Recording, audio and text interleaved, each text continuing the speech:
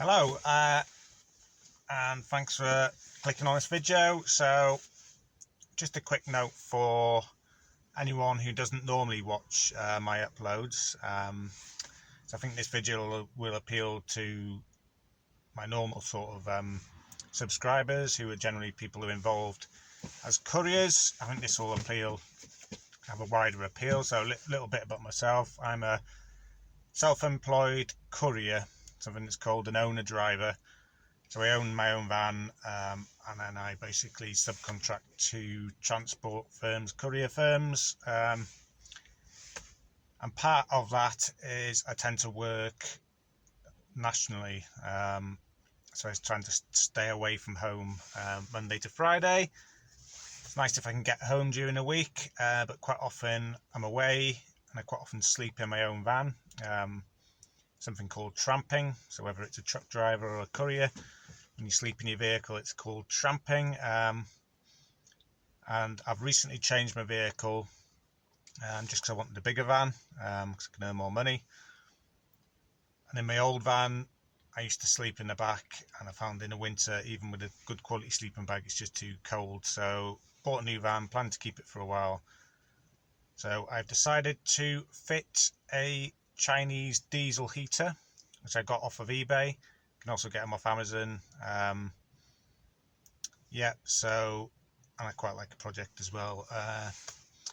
So this is just a short video about the installation of the heater, also a bit about how I've lined out the van, wooden floor, ply lining, insulation, just to make the most of the heater. So thanks for watching. Any questions as ever, any tips for myself or anyone else who watches this, please add them below. So let's crack on with it. Yeah, so here it is, Nissan NV400. It's the same van as a Vauxhall Movano, also a Renault Master. It's actually a Renault van, just rebranded as the other two. It's the L3H2, which is the long wheelbase. It's the longest version you can get in a front wheel drive. You can get a longer one, but it's rear wheel drive, and it's the medium roof L2.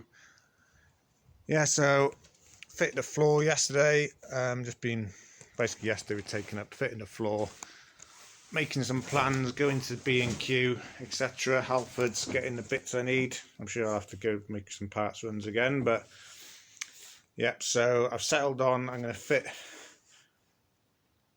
the heater just here, which is just behind the wheel arch. I was thinking about putting it over in this corner here.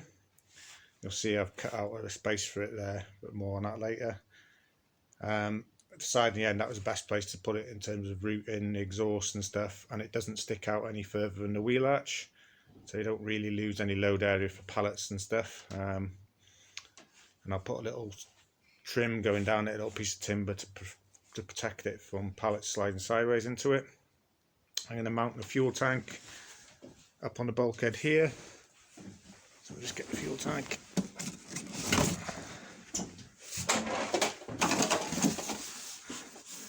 Fuel tank is going to go kind of roughly there. 10-litre fuel tank. Run the fuel line and the electrical wires down behind these panels to the wiring loom here. So the heat's going to be going out that way, the hot air, and it's going to be drawing in cold air from this direction. But before I get to that, I need to plan to do this job properly, so I'm taking my time. Works quiet at the moment anyway. Plan to keep this on for a while, so I'm going to insulate the van as well. So I bought some loft insulation, which will go in these sort of areas and down the bottom, but can't really put it in here, so I'm going to use expanding foam in here. So the next job is just to tape over most of these holes, kind of like seal them, and then put in the expanding foam and get them all insulated. So I've got to do that row along the top, then that row. My priority at the moment is just to get the sides done, insulated, diesel heater in and working, and then later on I plan to fit a roof vent, so I can modulate the temperature a bit more and get some fresh air in, and also insulate the roof. Obviously most of the heat is going to go up through the roof, so I need to come up with something to insulate this area. So yeah, like I say, I'll do this side, focus on the driver's side where all the heating gubbins is, then insulate this side. Should be simple enough, that side. And then doors, back doors, side loading door, and then the roof after that. Yeah, so that is the rough plan. So here's the diesel heater. I'll just go quickly through it. It's a 2 kilowatt one version. So being a 2 kilowatt, when you look on eBay, you'll see most of them are 5 kilowatt, and some will say 2 to 5 kilowatt, but the genuine max of 2 kilowatt, there you go, is a bit of a smaller unit, so it fits in this location. I think that's going to be more than enough with the van insulated to do the job, or I certainly hope so. Yeah, so that's the plan. Come back to it once I've redone the expanding foam insulation. Right, a few days later now, progress has been slowed a bit as we've had a fair bit of snow, probably about just over 2 inches, 2.5 inches maybe, 60 millimeters, 6 centimeters or so. It's the most we've had around here all winter, so it's snowing most of yesterday, so I got very little done. Still just about freezing now, got down to like -5 last night, so obviously this is the type of weather where I need a diesel heater if I'm on the run and tramping. Yeah, so when I left it last time I was on about insulation, so I've blanked off all the holes with either foil tape or gaffer tape, whatever, along these beams, these like pillars and enclosed sections. Same on this side. So I did that. I bought 1 can of expanding foam, which is nowhere near enough. I'm probably going to need at least another 2, maybe another 3 more. The main thing is I've got this bit done, which is a bit I really need to get done now, so you can see the foam out there. Drilled a hole every now and then, sealed along the side and underneath, and then obviously put the foam in along the top. That top bit needs a bit more, but it's okay, this panel's in 2 pieces. So next job, I should go on what else I've done. I've put this wooden bracing along here. It's obviously the wheel arch cover. That thing there will go on here. And then the plan is, once obviously the actual heaters go in here, once that's been in and running for a while, I'm happy with it, I'm going to box it in. And this side cover ply line is only 6mm ply, so that's going behind it, so I got something to screw to. So that was my thinking behind that. So I've run the wires, so I've got the positive, that's going to go through to a switch and then through to a fuse and then to the battery. So the fuse will be just before the battery. Got my negative supply, that's going to go straight through to the battery, but that was a 4-meter roll of thing from Halfords. I don't think that's going to be enough, so I'm going to have to put a join in it somewhere. And because I am mounting my fuel tank over there, my fuel pump beneath it, the loom, I had to cut the loom, the wire going to the fuel pump, and I'm going to have to extend this, because also I couldn't have fished this between, there's no gap, so I'd have to cut a massive hole to get that through. And there's no real way of cutting a massive hole in that area to get that through. So yeah, I've just cut that wire, so I'll have to splice in an extra bit. Obviously my fuel line, that's going in there, so that's going to come out and go into the heater here. You'll see down here I've used some of this spiral wrap to protect it. This little corner edge thing that I've found from somewhere. Taped it to here, so hopefully it's not going to thing, and obviously grommets all the way along for the fuel line and the electrical. Obviously particularly important for the, well, both of them really, but the fuel line, because it pulses, there's a potential over time it would wear through on a sharp edge. So they're just coming through here, through the grommets. It's going to go here, behind there. Both of these are electrical wires. The 3 electrical wires and the fuel pipe are going to come through here somewhere. and then into here. So what I've done here is I've mounted the fuel tank. The whole kit is really cheap, so you can't really complain, but obviously this fuel tank that comes with it, 10 litre, it's only thin, cheap plastic. And the way we've got to mount it is just these give you three metal piercing screws with large washers, and the large washer goes in there. I reckon over time, if you got the whole weight of it just off them screws, this tank isn't going to last. I just can't see it. So I've boxed it in, put the supports in, so I've got two sections of timber. Inner one is bolted through the bulkhead of M6 bolts, same that side, and then this one is screwed into that one to make it push it out further, a bit further in the tank.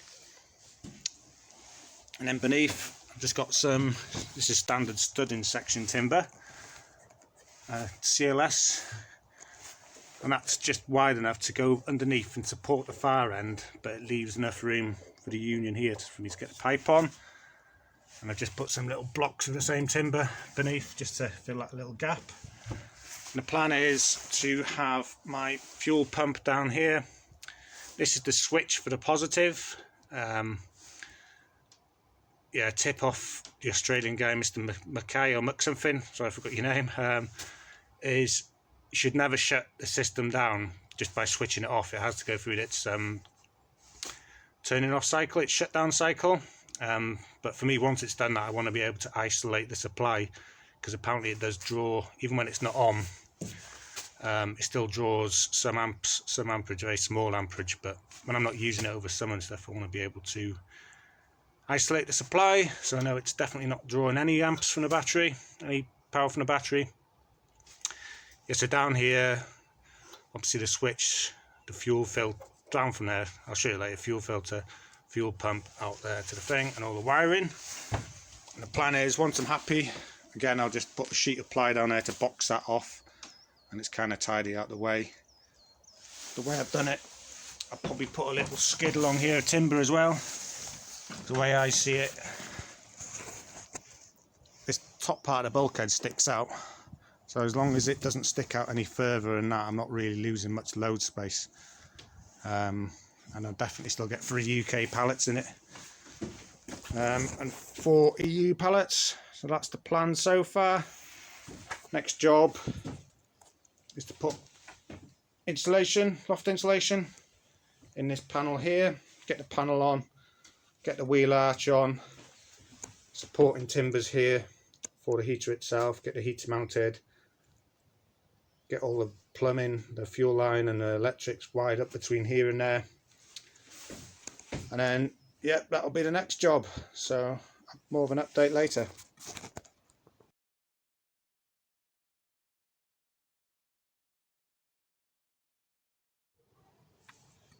Right, just want to add a quick note about ply lining kits, and in particular the wheel boxes that come with kits. So, ply lining kits, looking at this one and the way they're fitted to most vans, most people who sell them obviously fit them, so they're designed to be fitted as quick as possible. Quite often fitting them free. What got me is when I was looking at second-hand vans, you quite often see vans with no wheel arch boxes, and you're thinking, oh, mustn't have had a box from new for some reason when it was ply lined. But then quite often on some you'll see the bead of silicone that they put along here to seal it. So basically the wheel arch box is just fallen off or whatever, and looking at the ones with this kit, it's not really surprising, because all it is what's that, maybe it's not 9mm, it said 9mm on the kit, but I don't think that's quite 9mm myself, and they're just pinned with like a nail gun along each edge, and he's done quite a tidy job. None of them will come through there, but you know, there's no strength in that at all, and if there's anything loaded on there or whatever, they're just going to fall apart in no time at all. So my plan is, I'm going to try and strengthen this one where I can. I'm going to put some like 20mm square timber on the inside of here, on the inside edges basically, as much as possible. Glue it in and screw it in, so wood glue and things to give it a bit more strength, and where I can as well on the corners, because it is quite a snug fit. Should be able to get it up here, down each side there, across, I think that'll give it a bit extra strength, and I'll add a little bit extra there so I can put it in, and I'll probably put on the outside here another timber going through, and a screw into there because I've got 150mm up on the steel behind there to screw into. And then a bit further up here is my wooden timber, so I can do the same there. So yeah, my plan is to, I'm taking my time doing this, it's taking quite a while, but I'm determined to kind of do it right and do it once as much as possible. So yeah, that's a quick note on wheel arches. There's a bit of a gap there as well, that's not particularly good. Hey ho!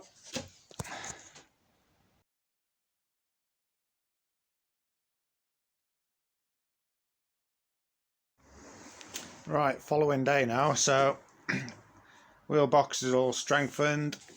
You can see all the screws on the outside. Ideally would have used countersunk ones here, I'll probably change them when I can get some. And a little tool to countersink the timber to raise it flush. It'll be a bit stronger as well. But just to get it done I had to use them. So the box is fitted, it's really sturdy now, so I can sit on it. Going to probably put some more strengthening things on it, but that'll do for now, so we can crack on with the heater. I'll put this thin section of timber down, go from there through to here. My thinking of that is that just helps hold it in place, and also it's kind of like a skid, so it protects the heater. The heater's going to be here. I'm mounting it off this bracket. This doesn't come with a kit, this is an additional thing. I think it's about a tenner, £10 off eBay again. Designed, it says something about Volkswagen vans, but I thought it was ideal for this anyway. And by using this, so it's going to go in here like that. It kind of holds it a bit further off the floor, so it means that inlet, fuel inlet, instead of having to go through the floor and then back into here, it doesn't have to do that. And it also means instead of having to drill a big hole in the floor for the metal plate that comes with the kit, which I can't find right now, but you'll see it on the kit if you look, you can just drill 2 holes bigger than the exhaust and the inlet and then seal them here. Yes, I just thought it was a neat solution doing that. The plan is eventually to box this all in. Bit of a rush today because it's going to start, it's morning now, it's early morning, but it's going to start raining apparently. But 1 o'clock, so I need to get this mounted, holes drilled in the floor, get underside, fit the exhaust and the inlet and the filter I've got. So yeah, I'm trying to do all the jobs outside now before the rain hits. Battle against the weather, definitely better doing this in the summer, ready for winter rather than trying to fit one in the winter. But yeah, getting there slowly. These things always take longer than I expect.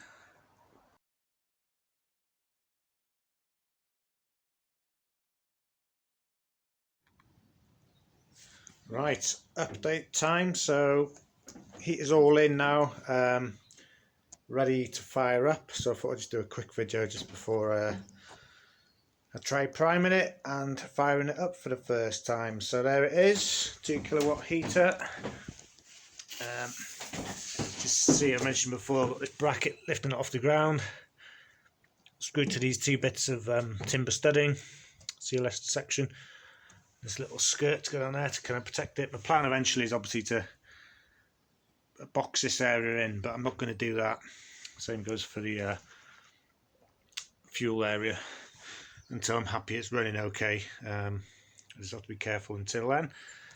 So yeah, by raising it up, got the exhaust there obviously, the air inlet and the fuel. So taking care not to put the fuel line anywhere near the exhaust. It's kind of down to the design really, it's pretty close really. That's as good as I can get it. And that is fireproof or high temperature silicone, which is good for over 315 degrees C. It's the highest I could find. Done a bit of research online, it's what people mostly use, and because mine's using this bracket further away, I'm hoping that's going to be enough. People say online it should be enough. So I've got a slight worry there. So plenty of gunk this side, silicone, and plenty on the underside as well, which I'll show later. So through here, got the live coming, the negative goes straight to the battery terminal, down the side of the van, and then on the other side of the bulkhead. The positive, the red, that goes to a switch, which I'll show you in a sec. And then this one is just the standard controller into the loom. So I'll need to find somewhere decent to mount that afterwards. I'm just going to put a section of the tubing to come out here so I'm not blowing the hot air at the wheel arch to start off with. But obviously I'll box this in and use one of the nice vents that come with the kit. So fuel, and I should have said the fuel line down the bottom through grommets so it doesn't get chafed. And then here we've got the positive and negative, and I didn't mention just down there, going to the heater. This is the wire, the top one, for the fuel pump, the dosing pump.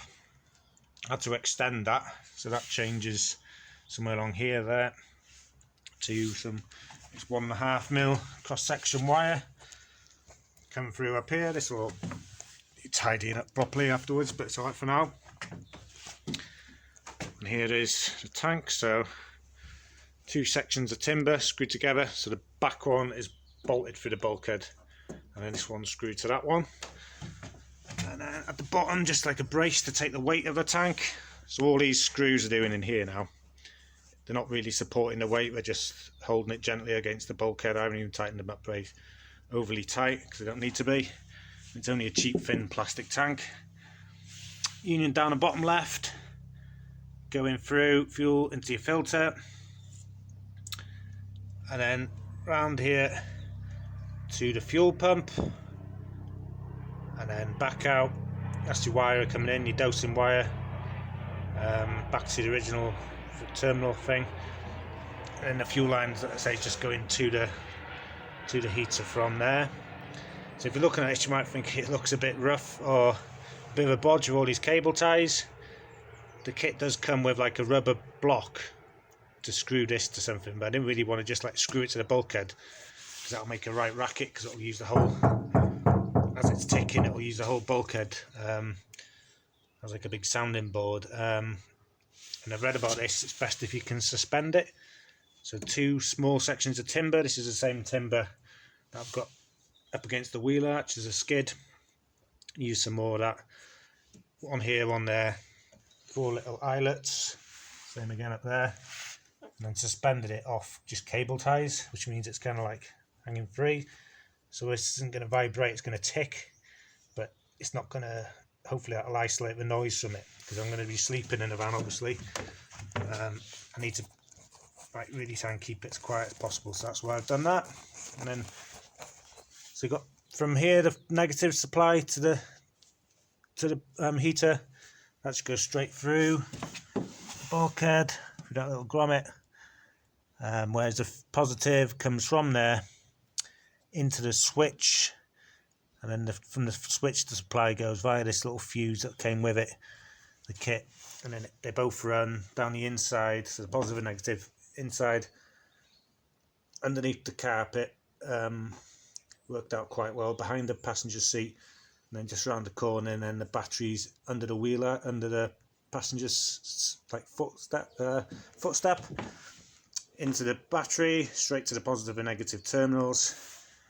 So like I say, this switch here is just so I can isolate it like in summer months when I'm not using it, or maybe even once the heater's gone through its cool down cycle, which I have to do, otherwise you damage it. I can then isolate it here once to save any draw on the battery. Don't want the battery going flat on me, I just plan to use a standard lead acid that came with it. 95 amp hours. So I had a look at the battery when I was working in that area. Yep, so that's inside. I'll just do a quick one underneath. Right, under the van now, so you can see more silicone gunk there. The good thing is I didn't need to jack the van up or anything, could easily get to it. So the air inlet, very short air inlet, going to this air filter. That didn't come with a kit, standard kit, I bought that as an extra. Read online, definitely worth doing one. Just got one cable tie holding on at the moment. I'll sort that out, make it a bit more secure. When I was doing the work under here yesterday, it started raining and I just had to crack on because I need to crack on and get some work done. So get back to work. So that's the inlet, And then the exhaust, see, comes down 90-degree bend. One exhaust. I actually bought a second kit that came with another exhaust. I thought I might get two in to make it quieter, but didn't have room. The L bracket that came with it, screwed in there, should be fine, but I might put some proper bolts so I can get in there through that big hole, should be able to get behind them in future. And then it's just got the little 45-degree pointing down and backwards, so it's slightly down and slightly backwards, not pointing at the tyre, and clear of the bodywork, so all the fumes don't stay under the van where they can be drawn up again and maybe seep into the van. They're actually going out of the way, but it looks a bit quite inconspicuous, so there you go, that is underneath. Alright, just a quick one on bleeding the system. So before I started bleeding the pump, which you can just see ticking, obviously I filled the tank up, but this was just full of air, so I started off just to prime the feed to the supply pump, this being the fuel pump, dosing pump. Just took this off and within a matter of seconds put some baby kitchen towel under here to take any diesel spillage come through to there, and then just obviously tighten up the Jubilee. And then I've gone into the diesel heater settings. I'm not going to go into how to use this because it's pointless really at the moment. I've just set it so it's bleeding the system, so that H means bleed somehow. So it's now pumping. So you can see this, you can start to see the bubbles coming through, see the diesel coming through. And down here now the line, you can see it's full of diesel. Some air bubbles there, but they seem to be moving on. It will take a bit of time to get any air out of the system. So the plan now is just to watch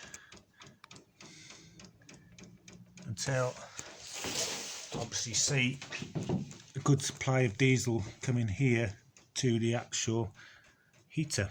So if I try and start it up now, it'll just fail. Why is that stopped? Why is that stopped? Right, light's fading now, but got it going. Pretty straightforward.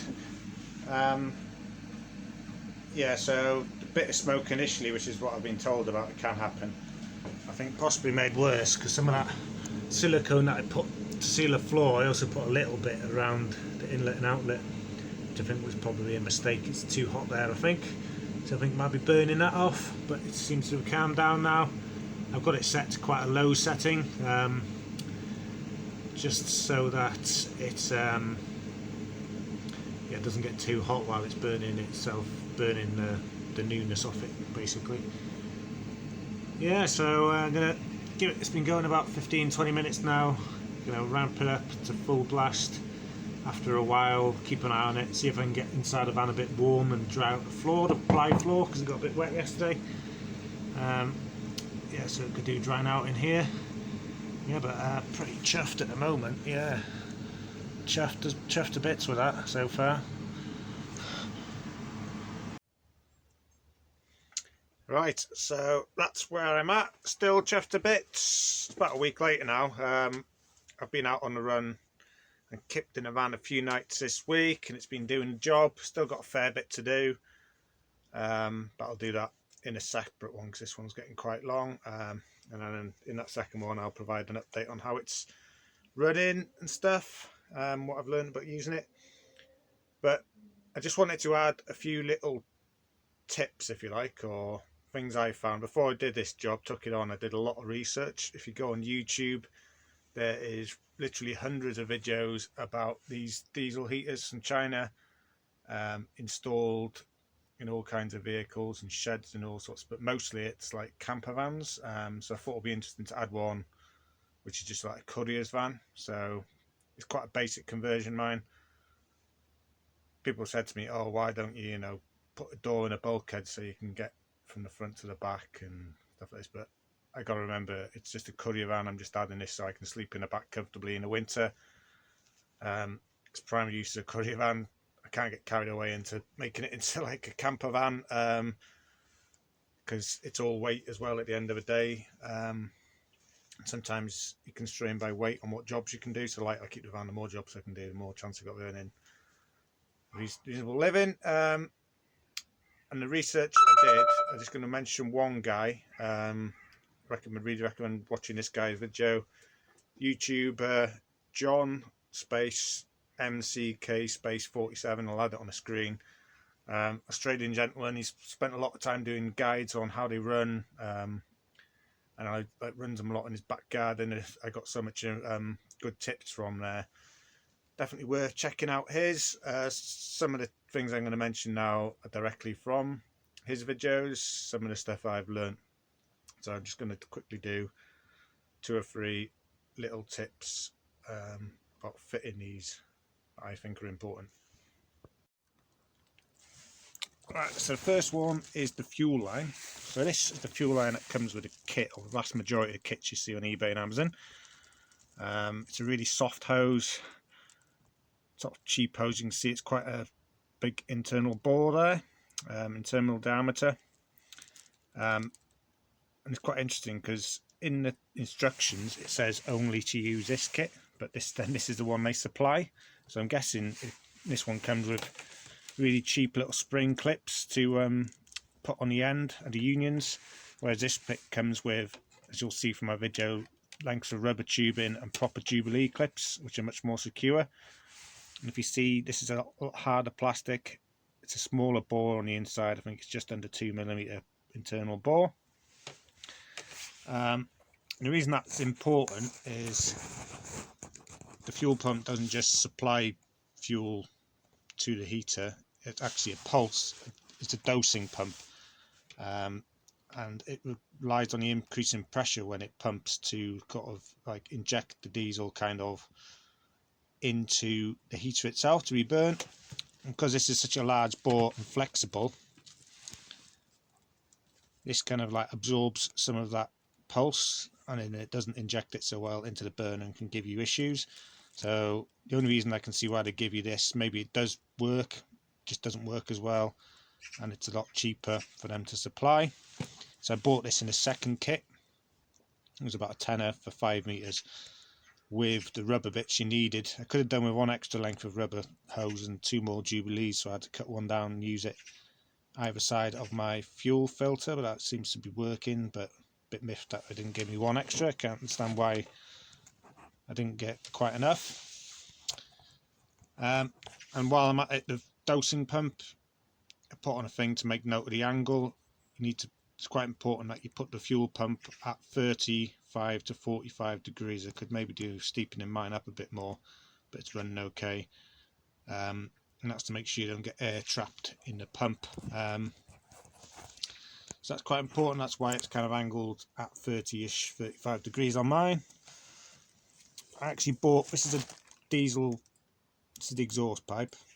You can see this is the end that's obviously designed to go onto the heater and also onto the exhaust.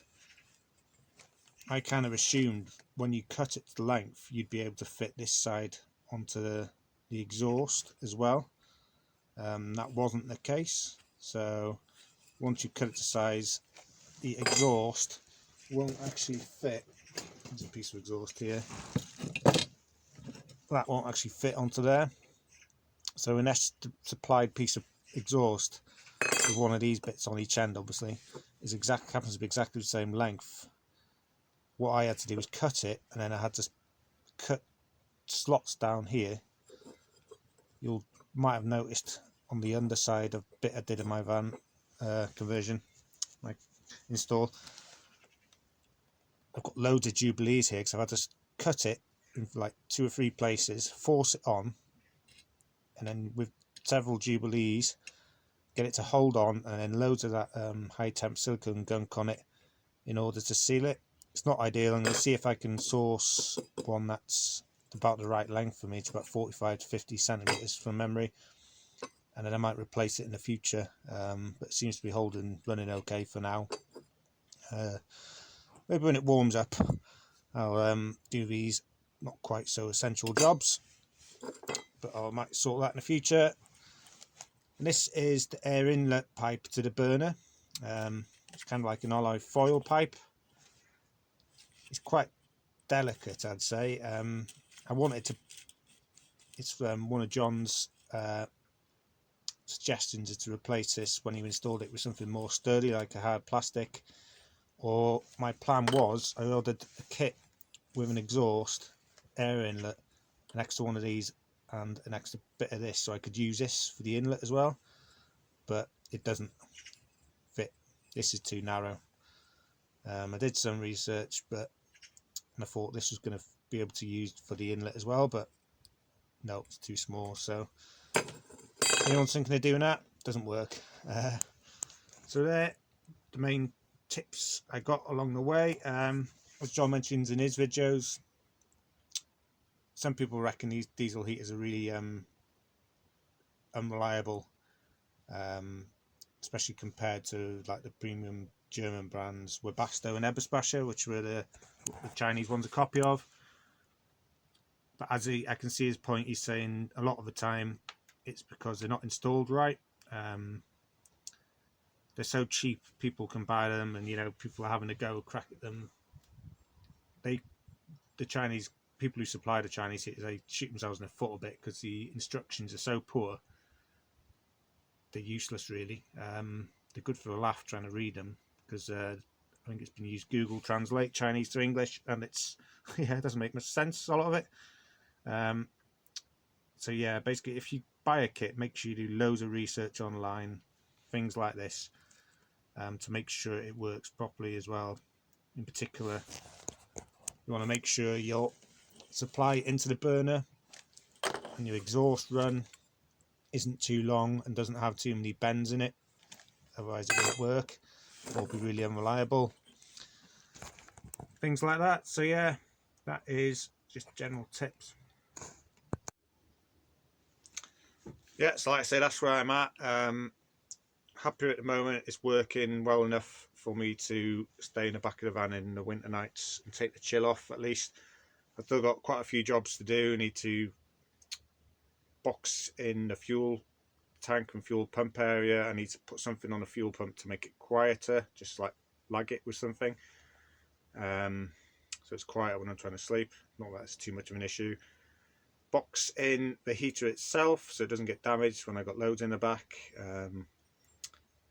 and also because I'm a courier, I'm going to customers, and I go in subcontract to professional companies, and then don't really want to publicise the fact that since I'm sleeping in a van, it could raise a few questions and stuff like that. So try and make it sort of hidden and protected. Finish insulating the van, do the sides, the doors and the roof, and I also plan to fit a roof vent to get some fresh air in there, because condensation, obviously in the back sleeping, you build up a lot of condensation in the back of the van. So ideally I need to put a vent in, and then so I'll do all this in a second video, and I also do an update on how it's running and how I'm sort of running it, the settings and all that kind of thing. So once I've done all that and I'm happy with how it's running, I will update part 2. But thanks for watching. Any tips or anything to add to this video for my benefit or anyone else who watches this video, as ever, please add them below. And thanks for watching.